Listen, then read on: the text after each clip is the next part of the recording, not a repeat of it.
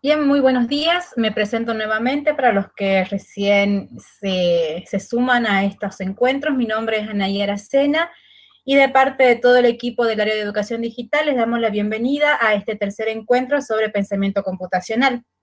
En esta mañana abordaremos los conceptos y los usos en el aula de los algoritmos. Como ya veníamos planteando en los diferentes encuentros, muchas investigaciones, muchos estudios recientes proponen diversos conjuntos de habilidades que la educación debe fomentar para que los estudiantes puedan tener éxito en el mundo digital y globalizado en el que van a vivir, que son las que conocemos como las habilidades del siglo XXI. En este conjunto de habilidades propuestas se incluye la destreza para solucionar problemas. Por esta razón, se requiere seleccionar estrategias efectivas para ayudar a que los estudiantes las puedan llegar a desarrollar. Para entender esta necesidad, la programación de computadoras constituye una buena alternativa siempre y cuando se le enfoque al logro de esta destreza o de esta habilidad, que es la de resolver problemas, y no a la formación de programadores, ¿sí? No solamente programar para que ellos puedan desarrollar un programa, un pequeño programa o una pequeña aplicación, sino más bien para que ellos se enfrenten a un problema y puedan crear, imaginar, llegar a plasmar una solución. Hablar hoy de aprender a diseñar y construir aplicaciones, programas que sean muy complejos o que hagan una diversidad de cosas, implica una labor muy grande que por lo general está fuera de lo que es la educación primaria y del ciclo básico del secundario. Recordemos el encuentro anterior, la resolución del año pasado del CFE, habilitaba recién, proponía una orientación para el ciclo superior de la educación secundaria de programación y robótica, que era como que en el espacio dentro de la educación, que iban a profundizar todos estos conceptos para llevarlo a lo que es una práctica profesionalizante de la programación y de la robótica. Por esta razón, en la formación básica, vamos a llamar formación básica a lo que es la educación primaria y el ciclo básico del secundario, es altamente recomendable utilizar ambientes de programación fáciles de utilizar y que permitan realizar procedimientos que contengan estructuras básicas de programación. Ya la vamos a ver más adelante dentro de este encuentro cuáles son estas tres estructuras básicas, pero siempre conducientes al desarrollo de habilidades como la resolución de problemas, el pensamiento crítico y la creatividad, ¿sí? Recordemos que el pensamiento computacional, el pensamiento crítico, el pensamiento paralelo, el pensamiento algorítmico, si no son una cosa que excluye a la otra, pueden ir juntos y lo que nosotros tratamos de hacer es darle herramientas a los alumnos, ¿para qué? Para que ellos justamente puedan enfrentarse a los problemas y tratar de resolverlos. Bien, ¿qué es lo que vamos a desarrollar en este encuentro? El pensamiento algorítmico, que vamos a ver que va a estar muy relacionado con lo que es el pensamiento computacional y el pensamiento divergente o lateral, lo que son los algoritmos, pero esta vez ya un poco más enfocado en lo que es la programación, porque van a ser los temas que vamos a empezar a desarrollar más adelante en los próximos encuentros, y cuáles son las estructuras básicas de estos algoritmos que vamos a poder trabajar con nuestros alumnos, como les decía, tanto en una educación primaria como en un ciclo básico del secundario. Numerosos autores de libros sobre programación plantean 4 fases para elaborar un procedimiento que realice una tarea específica. Recordemos que eso era el algoritmo, una serie de pasos o ejecuciones que me iban a llevar a resolver un problema. Si nosotros lo llevamos a lo que es la resolución de un problema, por ejemplo, en el área de la matemática, vamos a ver que tienen ciertas similitudes. Analizar un problema sería lo que en matemática nosotros llamamos como entender el problema. Diseñar el algoritmo sería como trazar el plan que nosotros vamos a tratar de llevar a cabo, ¿sí? Para poder solucionar este problema. Traducir el algoritmo, en este caso sería un lenguaje de programación, sería que yo ejecute el plan que diseñé anteriormente para poder resolverlo. Y el cuarto paso es depurar el programa, que vendría a ser cuando yo reviso, hago las cuentas de verificación y demás. Fíjense en que las líneas van y vuelven y estos 4 pasos se interconectan totalmente y es un ir y venir de análisis, de revisar, de ver en qué puedo mejorar. Sí, recordemos también que el pensamiento computacional tenía 4 fases y que esas 4 fases se iban retroalimentando. Vamos al primero, ¿sí? Pero fíjense también que acá todo se va retroalimentando. Van a ver de que cuando vaya desarrollando cada uno de estos puntos que llevan al análisis del problema, vamos a ver que hay preguntas que se pueden ir repitiendo unos en otros, porque como les decía, todo esto es un ir y venir de retroalimentación. Cuando, para formular un problema, que es el primer ítem, la solución de un problema debe iniciar por determinar y comprender exactamente en qué consiste ese problema. Si yo no lo entiendo el problema, muy difícilmente lo pueda resolver. La mayoría de los problemas que se resuelven en el aula de la clase llegan a manos de los estudiantes perfectamente formulados. Y en esta etapa es una buena oportunidad para plantear situaciones en forma verbal o escrita que vinculen la enseñanza con el entorno en el que vive el estudiante y que tengan una variedad de estructuras y de formas de solución. Para esto vamos a un pequeño ejemplo. ¿Sí? Un mismo problema que lo vamos a formular de dos situaciones. ¿Sí? La opción 1 nos plantea: Felipe es jefe de bodega en una fábrica de pañales descartables o desechables y sabe que la producción diaria es de 744 pañales y que en cada caja donde se empacan para la venta caben 12 pañales. ¿Cuántas cajas debe conseguir Felipe para empacar los pañales fabricados en una semana? Esa sería la opción 1. Si nosotros la analizamos, podemos ver que al menos hay 3 formas de llegar a la solución de este problema. La segunda opción plantea una situación problemática, que es la misma, nada más que formulado de una manera diferente.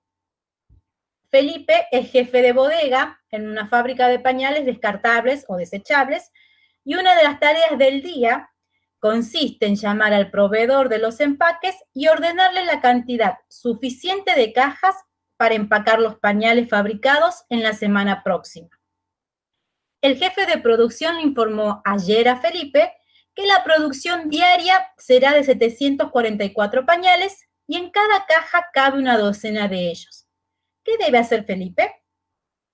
La opción 1, sí, que es generalmente por ahí lo que se les llega a dar a los alumnos en la mayoría de los problemas de matemática, plantea directamente el problema que el estudiante debe resolver. Le está diciendo que tiene que ver cuántas cajas tiene que conseguir Felipe para poder empacar los pañales para la próxima semana.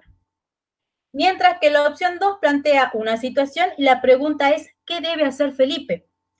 La opción 2 demanda al estudiante leer muy bien el texto para comprender la situación y así poder formular el problema de Felipe. ¿Sí? Fíjense en que acá va a haber, acá ya la mayoría, en la opción 1, todo es como que dato ya está listo para utilizar. En cambio, en la opción 2 yo puedo empezar a extraer cosas, puedo empezar a ver qué es importante, qué no es importante, qué me lleva o qué no me lleva. Lo tengo que leer varias veces para poder empezar a darme cuenta qué operaciones tengo que hacer. ¿Sí? Entonces, en formular el problema sería interesante que nos llegásemos a preguntar: ¿se puede definir mejor el problema? ¿Qué palabras del problema me son desconocidas? También eso puede ser un disparador. Poner palabras nuevas para los alumnos, cosa que también ellos empiecen a ampliar su vocabulario y empiecen a hacer este ejercicio de qué entiendo, qué no entiendo, qué es importante, qué no es importante. ¿Cuáles son las palabras claves del problema? Y acá volvemos también a lo que decíamos un poco en pensamiento computacional. ¿He resuelto antes algún problema similar? Buscar los patrones de resolución, algo que me ayude, quizás es una situación problemática nueva, pero la forma de resolución yo ya la conozco. Entonces, empezar a buscar, a rever dentro de lo que yo ya aprendí para poder volver a reutilizarlo. ¿Qué información es importante y qué información puedo omitir? ¿Sí? Entonces, estaría bueno llegar a buscar el planteamiento de estas preguntas cada vez que uno recibe una situación problemática para poder resolver. El segundo paso son los resultados esperados. Acá tengo que establecer cuáles son los resultados a los que yo tengo que llegar. Tengo que saber qué es lo que tengo que obtener de la resolución de este problema. Y en este caso sería importante que nos hagamos la pregunta básica o principal, que sería: ¿qué información me solicitan? ¿Y qué formato debe tener esta información?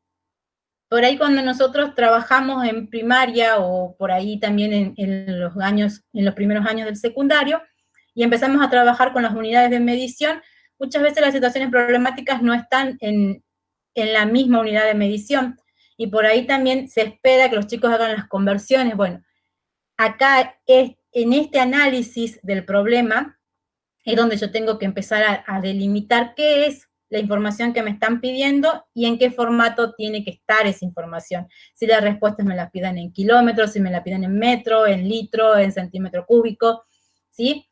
Pero lo tengo que hacer, yo lo tengo que tener como que previsualizado a medida que yo lo vaya resolviendo. Otro factor importante dentro del análisis del problema son los datos disponibles. ¿Qué datos tengo yo para poder resolver el problema? Entonces, acá también tengo preguntas guías para afrontar este punto. ¿Qué preguntas nos podemos hacer? ¿Qué información es importante? ¿Qué información no es relevante? ¿Sí? Otra vez la abstracción del pensamiento computacional.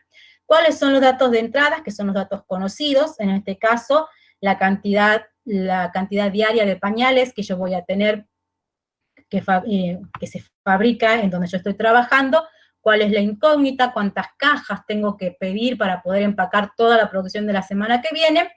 ¿Y qué información me falta para resolver el problema? Que serían los datos desconocidos, que generalmente son los resultados de las operaciones intermedias dentro de la resolución del problema.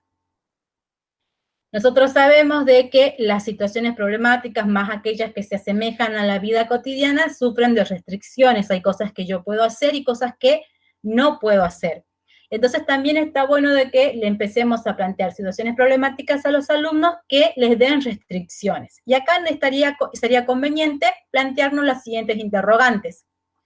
¿Qué condiciones me plantea el problema? ¿Qué está prohibido o qué está permitido hacer y utilizar?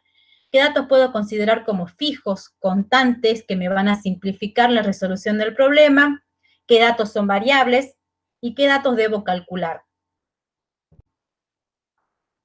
Y luego tenemos los procesos necesarios, que acá elegimos y trazamos como que el plan de qué es lo que vamos a hacer, qué operaciones matemáticas, por ejemplo, vamos a necesitar, o qué método para poder resolver algún problema. Entonces, en estos procesos necesarios, sería conveniente preguntarnos qué procesos necesito, qué fórmulas debo emplear, cómo afectan las condiciones a los procesos, qué debo hacer y cuál es el orden en que lo debo hacer.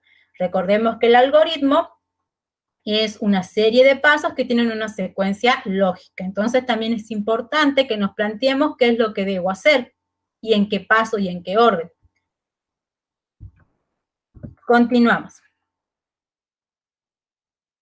Ay, perdón, se me fue la diapositiva. Bien, pasando a algoritmos, a lo que es el diseño de algoritmo, vamos a ver primero qué son un algoritmo, pero como les decía en el principio, ya un poco más enfocado a lo que es la programación. ¿Cómo podemos representar en lápiz y papel a estos algoritmos? Los conceptos básicos que tenemos que saber para poder trabajar de una manera más ordenada, desde el principio ya estandarizada, que son los conceptos básicos. Y por último, las estructuras básicas.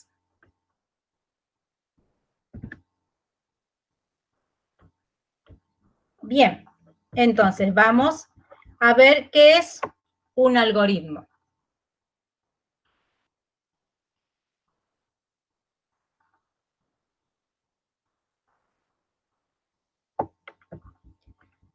Luego de analizar detalladamente el problema, que fue lo que hicimos en el paso anterior, hasta entenderlo completamente, se procede a diseñar un algoritmo que sería trazar el plan. que lo va a poder resolver por medio de pasos sucesivos y organizados en una secuencia lógica. El concepto intuitivo de algoritmo, que recordemos que son procedimientos o reglas, se pueden encontrar en procesos naturales de los cuales muchas veces no se es consciente. ¿Sí? Recordemos que en el primer encuentro nosotros habíamos dicho que hasta abrir la puerta, cepillarnos los dientes, levantarnos de la cama representa un algoritmo mental, que muchas veces nosotros lo dejamos de pensar de esa manera. ¿Por qué? Porque ya lo empezamos a hacer de forma automática, como si ya es un patrón conocido, que por ahí ya no requiere tanto análisis. ¿Sí? Por ejemplo, el proceso digestivo es un concepto intuitivo de algoritmo con el que se convive a diario sin que haga falta alguna definición matemática del mismo. ¿Y por qué elegimos este proceso digestivo? Nosotros vamos a ver de que los algoritmos tienen algunas reglas básicas para su confección. Y una de ellas es la linealidad hacia abajo. O sea, el algoritmo como que tiene que fluir de arriba hacia abajo y de izquierda a derecha. El sistema digestivo, vamos a ver que la boca vendría a ser el primer órgano, ¿sí? Que es el que está más arriba del sistema digestivo, y luego se va descendiendo lógicamente hacia abajo, ¿sí? Entonces, por eso elegí como ejemplo el sistema digestivo de lo que es un algoritmo. Si yo, en las situaciones normales, obviamente, si yo no mastico, por ejemplo, si no me llevo un alimento a la boca, no lo mastico, no lo voy a, o sea, no puedo empezar el sistema digestivo, por ejemplo, en el estómago. Tiene que seguir un orden lógico, ¿sí? Muchos procesos de nuestra vida cotidiana, muchos procesos de nuestro propio cuerpo, del universo, son algoritmos naturales que generalmente los vamos teniendo desapercibidos, no los pensamos como algoritmos en sí. No es una novedad que la rama del saber que mayor utilización ha hecho de los algoritmos son las matemáticas, ¿sí? Durante muchísimos años, los humanos, los hombres, nos hemos esforzado para traer la estructura de la solución del problema con el fin de determinar claramente cuál es el camino seguro, preciso y rápido que lleva a estas soluciones. Los ejemplos son abundantes, por ejemplo, las fórmulas de máximo común divisor, el teorema de Pitágoras, las áreas o los perímetros de las figuras geométricas, la división, la suma de números fraccionarios, etc. Todo eso son algoritmos que en un momento se los plantearon las personas que los idearon, que los probaron, fueron así con sucesivo ese proceso de acierto y error para tratar de llegar a esa fórmula, y que nosotros hoy podemos aplicar de una manera bastante sencilla, con la calculadora, con una computadora, con papel y lápiz, pero todos esos son algoritmos. Todos estos algoritmos matemáticos lo que hacen es independizar los datos iniciales. O sea, por ejemplo, yo tengo que calcular el área de un triángulo. La fórmula es base por altura sobre 2, cualquiera sean los dos datos incógnitas que yo tenga, que es la base y la altura. ¿Sí? Entonces yo lo que hago es independizar los datos iniciales, esa base y esa altura, del problema de la estructura de la solución, lo que me va a permitir también aplicarlo en diferentes conjuntos de datos iniciales. En el ámbito de la computación, los algoritmos son herramientas que permiten describir claramente un conjunto finito de instrucciones que están ordenadas secuencialmente y libres de ambigüedad. Esto es muy importante. Sin nuestro vocabulario, nuestra forma de hablar, la vida misma que llevamos, por ahí está muy impregnada con la ambigüedad. En cambio, las computadoras solamente entienden, por ejemplo, lo que nosotros vamos viendo como tensiones 1 y 0. ¿Sí? No entiende un punto medio, o un punto más cercano al 1, o un punto más cercano al 0. O es o no es. Entonces eso también hay que trabajar a medida que enseñamos los algoritmos, para que el lenguaje que nosotros vayamos a emplear para poder desarrollar algoritmos desde lo que es el inicio con lápiz y papel, vaya siendo cada vez más un poco más libre de lo que es la ambigüedad. Entonces, todo este conjunto finito de instrucciones que están ordenadas de forma secuencial y que van a ser libres de ambigüedad, nos va a llevar va a llevar al computador a lograr un resultado previsible. Bien, vamos a ver entonces, continuamos con la descripción de los algoritmos, las características que tienen. En términos generales, un algoritmo debe ser realizable. ¿Qué quiere decir esto? Que el proceso algorítmico debe terminar después de una cantidad finita de pasos. Pueden ser pocas, pueden ser muchas, pero tienen que ser finitas. Se dice que un algoritmo es inaplicable cuando se ejecuta con un conjunto de datos iniciales y el proceso se hace como un bucle infinito, o durante esta ejecución se encuentra con un obstáculo que es insuperable y no puede arrojar ningún resultado. El algoritmo también tiene que ser comprensible. Debe ser claro lo que se hace, la forma la forma que quien ejecute los pasos, ya sea una persona humana o una máquina, sepa qué, cómo y cuándo hacerlo. Debe existir un procedimiento que determine el proceso de ejecución. Y su tercera característica es que tiene que ser preciso. El orden de ejecución de las instrucciones que componen este algoritmo deben estar perfectamente indicados.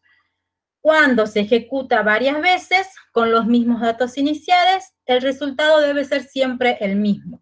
Entonces, esta precisión también nos va a implicar que tiene que haber un determinismo dentro de los algoritmos.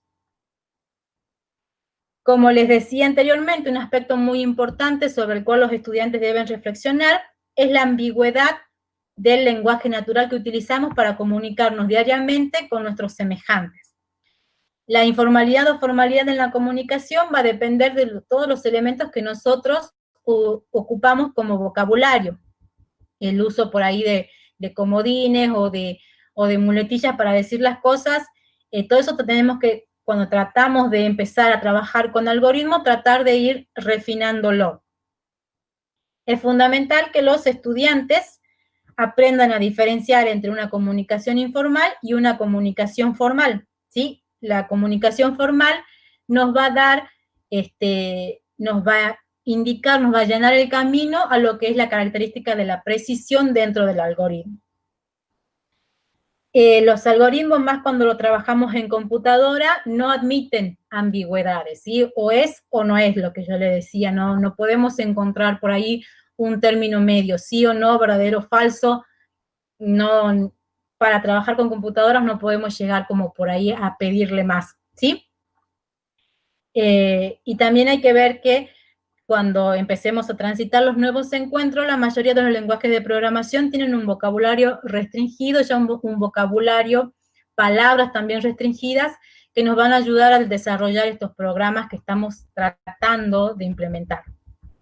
Bien, la representación en papel y lápiz, lo que yo le decía, tenemos dos formas, existen por ahí un poco más, pero las dos más estudiadas, y que vamos a encontrar mayor bibliografía, que ya hay todo como que un repositorio de actividades, son la de pseudocódigo y el diagrama de flujo.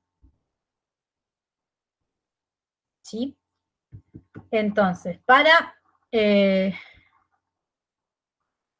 la opción de pseudocódigo, como podemos ver, está compuesto por proposiciones informales que se van convirtiendo de a poco en formales en nuestro idioma, en este caso está escrito en castellano, que permiten expresar detalladamente las instrucciones que van desde el estado inicial del problema hasta un resultado que en este caso es la solución, el resultado deseado. Generalmente los algoritmos que los escribimos en pseudocódigo siempre tienen un proceso de refinación asociado. Yo voy a escribir una primera versión de mi algoritmo y quizás siempre voy a encontrar cosas para mejorar o para tratar de llegar a ese vocabulario formal del que hablábamos. La segunda opción son los pseudocódigos, el diagrama de flujo. ¿Qué nos va a permitir el diagrama de flujo? Lograr la identificación de todos los pasos de la solución de una forma clara y precisa. Vamos a poder obtener una visión amplia y objetiva de la solución verificar los procedimientos duplicados o también si tuvimos en cuenta todas las posibilidades. Si nosotros nos fijamos, es una serie de dibujos que van interconectados de forma descendente, ¿sí? Yo tengo, como les decía, un inicio y un final, y dentro de eso voy a tener sucesiones de pasos o de procedimientos o de asignaciones, de operaciones, que voy a tener que ir resolviendo en el diagrama de flujo. Hay mucha bibliografía que nos dice que cuando la resolución de un problema se hace visual, además de desarrollar el pensamiento creativo, que es la forma en la que yo voy a dibujar este diagrama de flujo, también es mucho más fácil recordarlo a posterior. ¿Sí? Son ejemplos de estos los mapas mentales que uno se hace para estudiarlo, las diferentes técnicas de estudio, que generalmente siempre emplean gráficos. ¿Sí? Entonces, este desarrollo de gráficos a través del diagrama de flujo también puede contribuir al desarrollo de otras habilidades. Bien, el diagrama de flujo es algo que viene hace muchísimos años, en la década del 90. La mayoría de los símbolos que se utilizan en los diagramas de flujo ya están estandarizados, ¿sí? Por las normas ISO y por un departamento que se llama ANSI por las siglas en inglés, ¿sí? Entonces, nosotros siempre vamos a encontrar, por ejemplo, este tipo de símbolo para delimitar qué es el inicio o el final. Cuando nosotros tenemos como que este paralelogramo, vamos a ver que es una entrada general o una salida. En la mayoría de los casos solamente se utiliza como entrada. Este símbolo corresponde a entradas por teclado, o sea, nosotros le vamos a solicitar al usuario algún tipo de datos para poder resolver el problema. Este símbolo es la llamada subrutina. Lo que nos dice es, siempre hablamos por ahí en el tema de la programación, de la recursividad de cosas ya hechas, ¿sí? Es lo mismo cuando yo enfrento un problema que tengo a los patrones ya conocidos que sé cómo resolverlo. Una subrutina vendría a ser eso, algo que yo ya sé resolver y que lo puedo invocar, llamar, reutilizar dentro de lo que es un nuevo problema. Por ejemplo, para llevarlo a un ejemplo claro, yo ya estoy, por ejemplo, en séptimo grado, soy alumno de séptimo grado y estoy resolviendo sistemas combinados o ecuaciones combinadas, ¿sí? La suma, la resta, la multiplicación y la división serían estas subrutinas, cosas que yo ya sé y que las puedo invocar, las puedo resolver de una manera ya conocida. El rectángulo nos va a llevar a, estamos hablando de acción o de algún proceso en general, es lo que debe realizar, por ejemplo, en este caso el computador o una persona. Lo que les decía del flujo, que va de arriba hacia abajo o de izquierda a derecha, es la forma que está estandarizada que se realicen los diagramas de flujo. Y fíjense que acá es importante también que cuando se interconectan las reglas, cuando se cruzan, no es recomendable hacerlo de línea recta, sino hacerle un arco a alguna de ellas. Dentro de lo que son las estructuras básicas que vamos a ver, una de ellas es la decisión, que está como en un rombo, que está determinada por un rombo, que nos va a indicar, por ejemplo, si yo tomo una de esa decisión, ir por un lado o voy por el otro, ¿sí? La iteración, que indica que una instrucción o un grupo de instrucciones deben ejecutarse varias veces, desde un inicio hasta un final. Ya vamos a ver también cómo son las interacciones. Bueno, este símbolo representa una salida impresa, esto una salida en pantalla, y acá tenemos que ver que por ahí para problemas sencillos, los diagramas de flujo quizás puedan desarrollarse en una hoja, pero para problemas un poco más complejos vamos a utilizar varias páginas. Entonces, un conector nos va a indicar que el enlace entre dos partes, pero dentro de una misma página. Cuando yo necesito ir de una página a la otra, terminaré una página con este conector, con el que está al final, y lo empezaré en la página siguiente con este mismo conector para que sepan en dónde se van uniendo estos diagramas de flujo. Bien, también hablamos sobre los conceptos básicos que tenemos que conocer para poder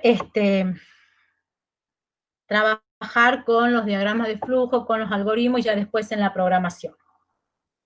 Por lo que resulta indispensable que comprendamos algunos conceptos básicos, como lo que estamos viendo ahora en pantalla, que nos van a ser indispensables tanto para diseñar algoritmos como para luego traducirlos a un lenguaje de programación, cualquiera sea este lenguaje de programación. Las variables ya las habíamos visto en el primer encuentro, lo volvemos a recordar, son espacios de trabajo, son espacios de memoria que van a ser contenedores, o sea, van a estar reservados para guardar algún dato. El valor de una variable puede cambiar en algún paso del algoritmo o permanecer invariable. Por lo tanto, el valor que contiene una variable siempre va a ser el último que se le haya asignado. Para poder utilizar algoritmos con diferentes conjuntos de datos iniciales, se debe establecer una independencia clara entre los datos iniciales de un problema y la estructura de la solución.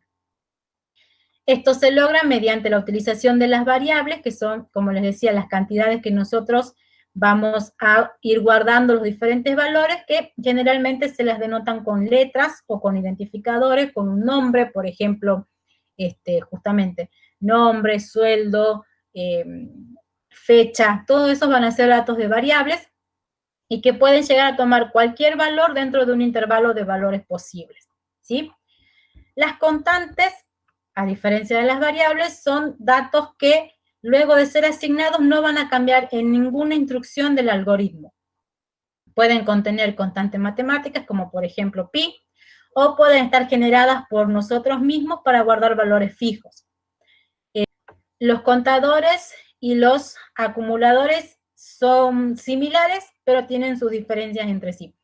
Los contadores consiste en almacenar en una variable, que en este caso la podemos llamar A, el valor de esta misma variable más un valor constante, por ejemplo, A más 1, ¿sí? Ese sería un contador. Es muy útil para controlar el número de veces que debe ejecutarse, por ejemplo, un grupo de instrucciones. En cambio, los acumuladores es una estructura muy utilizada cuando, por ejemplo, nosotros queremos calcular sumatorias. Lo que hacemos es almacenar en este acumulador el valor de una variable A, en el cual vamos a sumar ese valor más otro valor variable, ¿sí? Dos valores que los dos van a ser variables. En los contadores nosotros vamos a sumar una variable, un dato variable y un dato constante. Hablando de identificadores, los identificadores son nombres que se le dan a los elementos utilizados para resolver un problema y poder diferenciarlos unos de otros. Al asignar estos nombres, o sea, estos identificadores a las variables, constantes y procedimientos, se deben tener en cuenta algunas reglas, por así decirlo.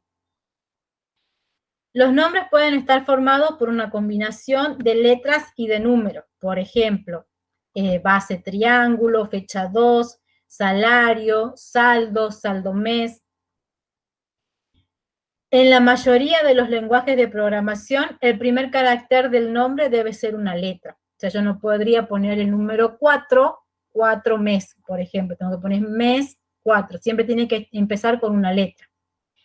La mayoría de los lenguajes de programación diferencian entre mayúsculas y minúsculas, o sea que también es importante a la hora de nosotros trabajar con los nombres, con estos identificadores, que lo podamos reconocer y utilizar bien de la misma forma a lo largo de todo el algoritmo. Si nosotros, por ejemplo, ponemos saldo o fecha de nacimiento, ¿sí? La fecha, la F va a estar en minúscula y por ahí nacimiento puede estar en mayúscula. Si yo luego, en el transcurso del algoritmo, invoco a este identificador, pero pongo todo en minúscula, el programa no lo va a reconocer y me va a dar un error. Entonces, tengo que ser bastante cuidadoso de escribir correctamente los nombres de estos identificadores. Un consejo, una recomendación es que los nombres deben ser mnemotécnicos. ¿Qué quiere decir esto? Que con solo leerlos yo lo pueda entender o pueda saber qué es lo que contienen. Deben ser, dentro de todo, lo más descriptivos posibles y como recomendación también tratar de no utilizar abreviaturas, a menos que se justifique plenamente que sea muy largo el nombre, entonces ahí lo puedo llegar a cortar. Pero, por ejemplo, base triángulo es algo inequívoco, va a ser el número que va a guardar, es la base de este triángulo, de esta figura que yo esté tratando de calcular el área. ¿Sí? También hay que tener en cuenta que muchos programas, muchos lenguajes de programación ya tienen palabras reservadas, ¿sí? Entonces no la vamos a poder utilizar como identificadores, como nombres. Otras recomendaciones, en lo posible, no utilizar caracteres reservados, que son el porcentaje, el más, la barra diagonal, los signos de mayor y menor, el signo pesos, y todos esos son caracteres reservados que por ahí tampoco, por ejemplo, lo podemos utilizar cuando ponemos el nombre de usuario, por ejemplo, para una cuenta de correo electrónico, ¿sí? Y como les decía, todos los lenguajes de programación tienen palabras reservadas, ¿sí? Hay palabras que van a ser utilizadas dentro de los lenguajes de programación como comandos, como instrucciones o como funciones. Entonces, nosotros no podemos utilizar esas palabras como identificadores de todos los otros datos que nosotros ya venimos trabajando. También los lenguajes de programación ya tienen como que incorporadas las funciones matemáticas. Tienen un conjunto de funciones matemáticas predefinidas y, por ejemplo, la suma, la resta, la potencia, la multiplicación, la división, el seno, el coseno de los ángulos ya son funciones matemáticas que vienen dentro de los lenguajes de programación. También vamos a tener, como les decía, operadores que van a ser símbolos que nos van a permitir manipular los datos. Estos operadores pueden ser aritméticos, que posibilitan la operación entre datos de tipo numérico y dan como resultado un dato de tipo numérico. Los relacionales, que permiten la comparación entre datos del mismo tipo y dan como resultado dos valores posibles, verdadero o falso. ¿Sí? Por ejemplo, un número es mayor que el otro, me va a dar verdadero o falso. Eso vendrían a ser los operadores relacionales. Los operadores alfanuméricos se utilizan para concatenar dos cadenas de caracteres. Por ejemplo, yo tengo que mostrar en pantalla el nombre y el apellido de alguien. Entonces, cuando haga esta función, voy a concatenar nombre y que después muestre el apellido, o al revés, el apellido y que después muestre el nombre. ¿Sí? Estos son los operadores más comunes, más utilizados y que son más sencillos de entender desde las edades más tempranas de los chicos hasta que ellos van cumplimentando su enseñanza, su paso por la escuela.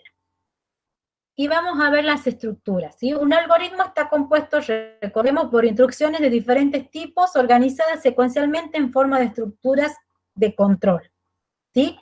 Nosotros en este juego que acabamos de experimentar, trabajamos con la estructura secuencial y con la estructura iterativa. ¿Sí? ¿Qué quiere decir iterativa? Repetitiva o de repetición. Y luego tenemos la estructura condicional, que no la pudimos llegar a experimentar en este juego, que es la de decisión, si se cumple una condición hacer algo, si no, no, que es una estructura de control.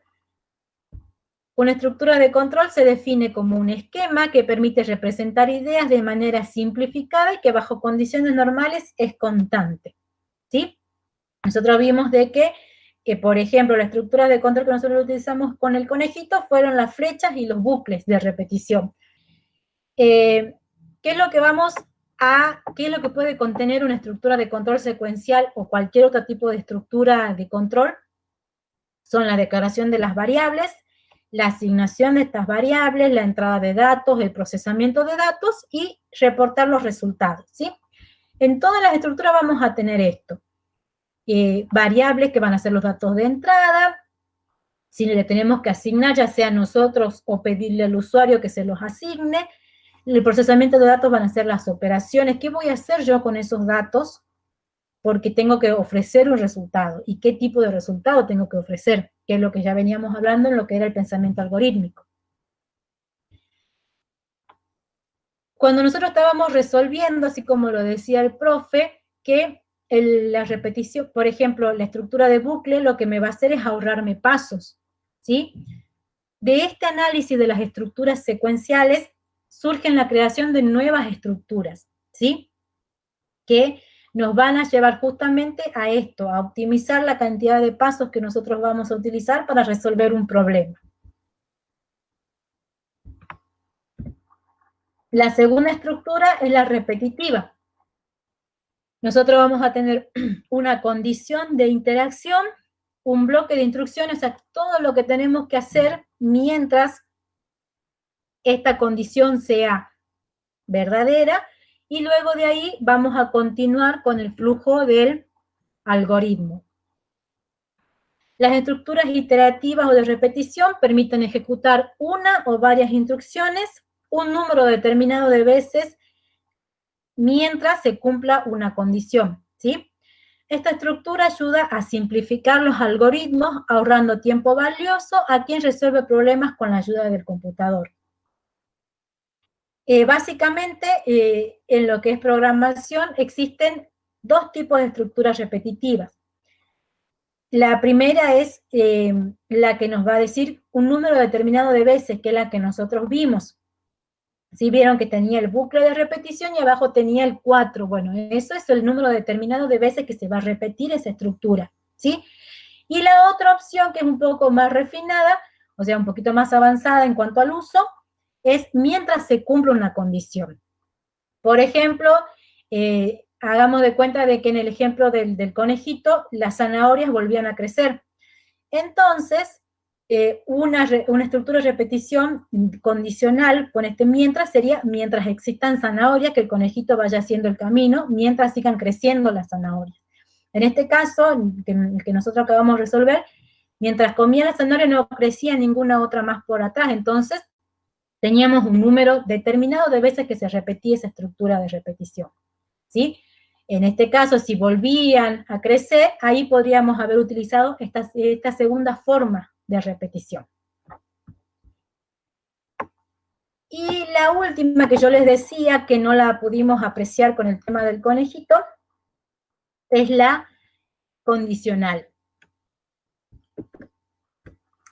La estructura condicional se utiliza para indicarle al computador que debe evaluar una condición y a partir de ese resultado ejecutar el bloque de acciones correspondientes, el bloque de instrucciones correspondientes. La forma más común está compuesta por una preposición, que es una condición que yo la voy a evaluar, y dos bloques de instrucciones que se ejecutan. Uno cuando la condición es verdadera, tanto en la condicional simple y en la condicional doble, si es verdadera, hace algo, y otro cuando esta es falsa, ¿sí? Va a ser otro bloque de instrucciones. Fíjese que la simple solamente hace un bloque de instrucciones cuando es verdadera. La falsa es como que no hace nada. No. Si es falsa, pum, pasa otra cosa. En cambio, el condicional doble, si es verdadera, va a ejecutar una serie de instrucciones, y si es falso, también va a ejecutar otra serie de instrucciones. Les agradezco mucho su acompañamiento en estos 3 encuentros de pensamiento computacional.